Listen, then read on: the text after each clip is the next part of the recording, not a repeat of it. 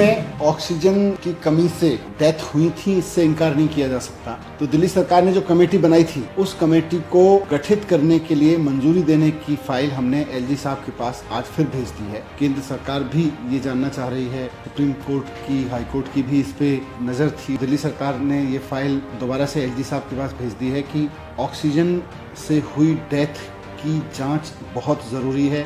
21वीं सदी में किसी भी देश पर, किसी भी व्यवस्था पर यह सवाल उठना कि वहाँ ऑक्सीजन की कमी की वजह से हॉस्पिटल्स में डेथ हो गई महामारी के दौरान, ये बहुत बड़ा सवाल है, ये बहुत बड़ा संकट है, ये कोई छोटी बात नहीं है। इसलिए एक जिम्मेदार सरकार होने के नाते हमको इससे भागना नहीं चाहिए। अगर वाकई ऑक्सीजन की कमी से डेथ हुई है और कितनी हुई है उसको देखते हुए अगर जरूरत पड़े तो हमें अपने सिस्टम्स ठीक करने की जरूरत पड़ेगी, हमें अपने सारे चैनल्स ठीक करने की जरूरत पड़ेगी, हमें बड़े सुधार करने की जरूरत पड़ेगी। हम अगर डेथ के आंकड़े को छिपाने की कोशिश करेंगे या उसको अंडर कवर रखने की कोशिश करेंगे कि पता ही नहीं चलेगा, तो ये अच्छी गवर्नेंस नहीं है। मैंने एक चिट्ठी इस बारे में केंद्रीय गृह मंत्री अमित शाह जी को भी लिखी है। मैंने उनको पूरे घटनाक्रम और तथ्यों से अवगत कराते हुए लिखा है कि किस तरह से दिल्ली में ऑक्सीजन की त्राही त्राही मची थी। दिल्ली सरकार ने किस तरह से फिर कमेटी बनाई, 5 लाख रुपए का मुआवजा घोषित किया।